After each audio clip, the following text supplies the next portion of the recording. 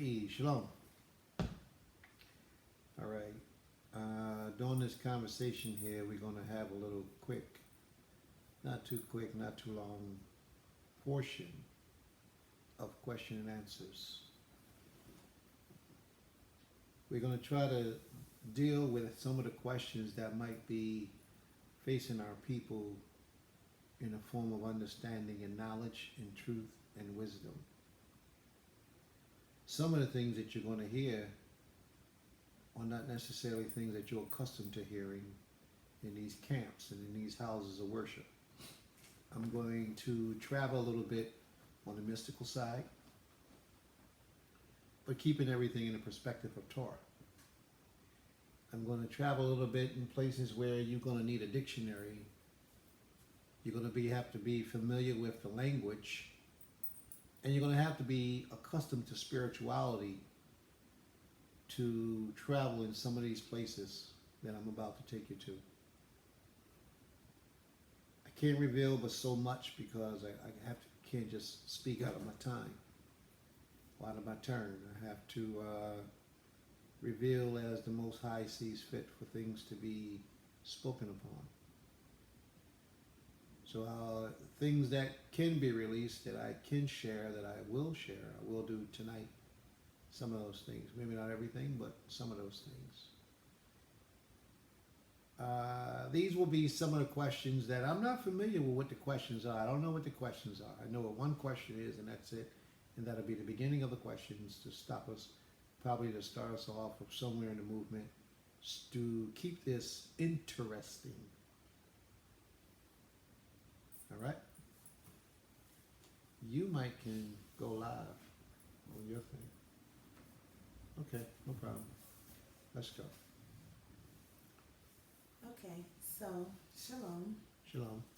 The first question I had was, I was having a conversation with a sister, and we were talking about eating halal, basically, and I was just saying why I don't. So the question came up, basically, do Muslims consider their power the same as our power? Does Muslims consider their power the same as our power? You started the question off by saying, in so many words, is it okay to eat halal food? Well, that was basically when we were talking about, she was like saying like why she eats halal is because she feels that because they're the seed of Abraham, that their power would, in so many words or ways, be the same as our power. So. Well, let me go back to what I think you were asking first. Is it okay to eat halal foods? The answer is no. It's not okay to eat halal foods. No Israelite should be eating halal foods. If you're a Hebrew Israelite and you eat halal foods, then you're breaking the commandments that the Creator gave to our people, that we should not eat anything sacrificed to devils. The food that you eat, this conversation is going to be deep. It's going to be very interesting because I have to approach it on a spiritual level to really give you understanding and share with you the information that I understand. Please, I don't want anyone to get offended because this is not intended to offend anyone, but it is intended to educate and take us in a place of spirituality that we may not have been in. Muslims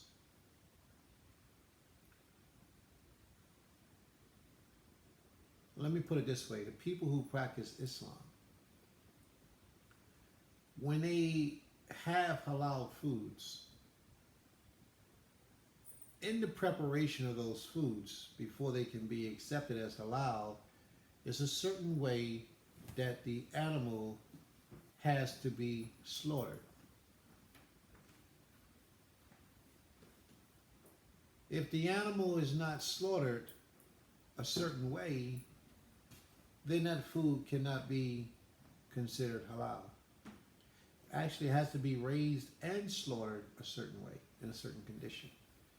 Now, when they slaughter it, a part of the slaughtering process is they recite a prayer to their deity that they serve. That deity that they serve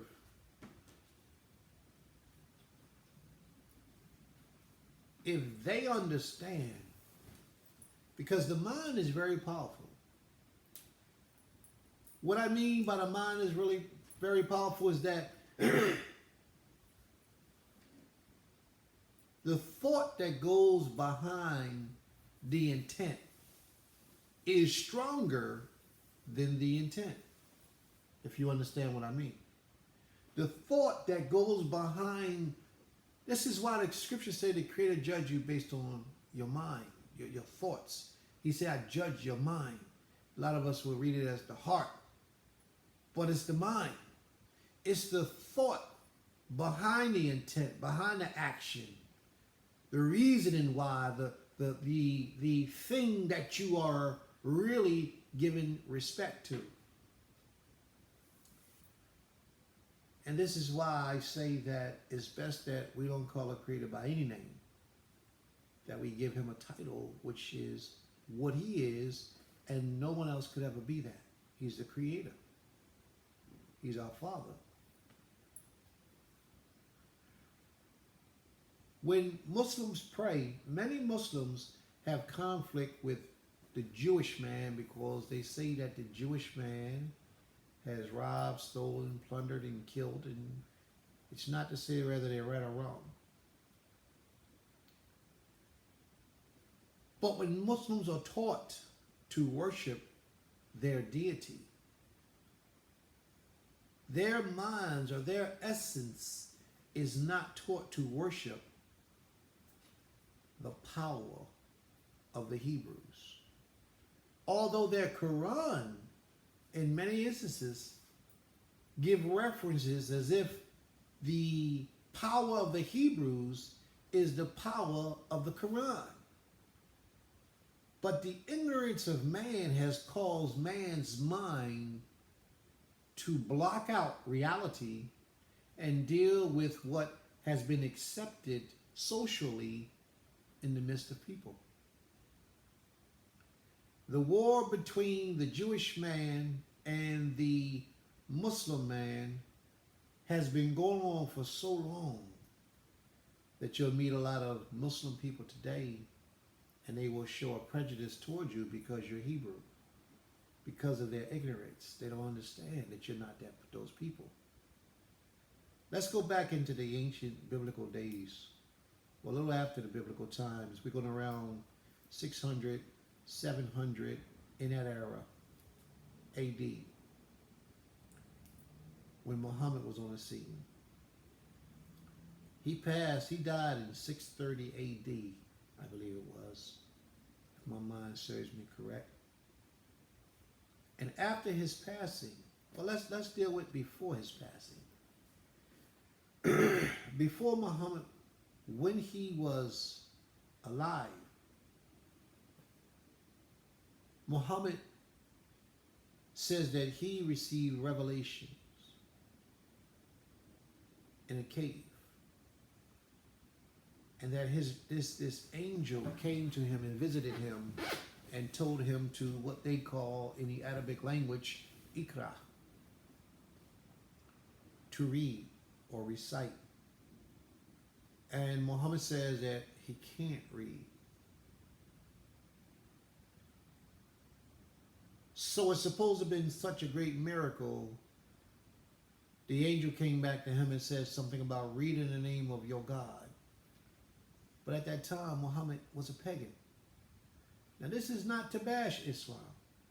I wanna take, because I'm not for or against, I'm not in that way. I don't deal with a prejudicism toward people who believe in what they believe. If a Muslim is on point, he got a whole lot to teach a regular man. But let me share with you where I'm going. When Muhammad came back to his people and began to tell his people about this transaction, this situation that took place up in the mountain, his people rejected him. They chased him away. And he ran. And you know where he ran? He ran to the Hebrews.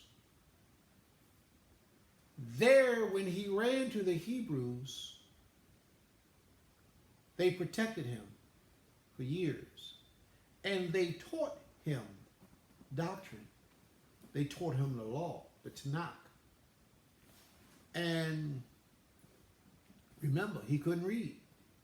By his own confession, he couldn't read. He came back. And the first person who accepted his teachings was his wife, Khadijah. She was the very first person who accepted and also coerced him or helped him to understand that he was supposed to be a prophet to the Islamic people. With this Hebrew knowledge, at this particular time, you would have to understand that the power that Muhammad would have been teaching about would have been the power of Jacob, Abraham, Isaac, and Jacob, because he was taught by the Hebrews when he ran. He fled the Quraysh tribe, the tribe he belonged to. They began, and all the other tribes began to attack him because he came back like he was this holy man. When he came back from the mountain, he wasn't having it because they was into idolatry. And I'm going to cover that portion too. So when he taught them about, as they said, Allah, that was nothing new to them because they knew about a deity named Allat. And that Allat deity was a female deity who was one of 360 deities in their house of worship called the Kaaba. They had a house of worship that Muslims used to go to, which housed a stone. It was a black stone at the time.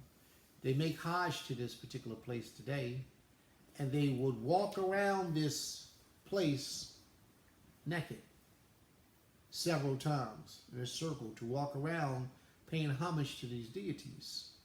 Now, keep in mind, Allah was only one of those 360 or 362 deities that the Muslims had. If you take the last letter, Allat, and put a hey, it's now Allah.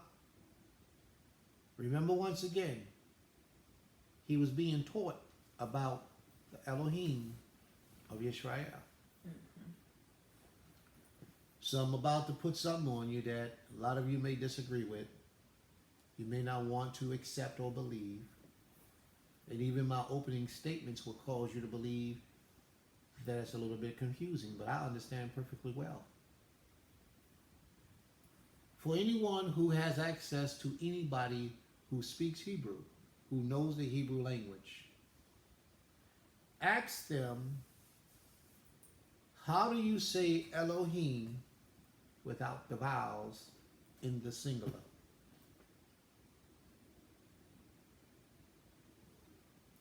Ask them, how do you say Elohim without the vowels in the singular form?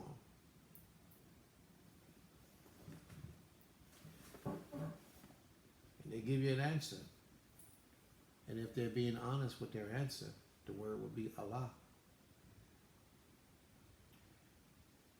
In the plural, it's Elohim. Elohim is the word for Elohim in Hebrew in its singular form. So what they did was they took and they altered it just a bit, and they took that female deity and made it a male deity and called it Allah.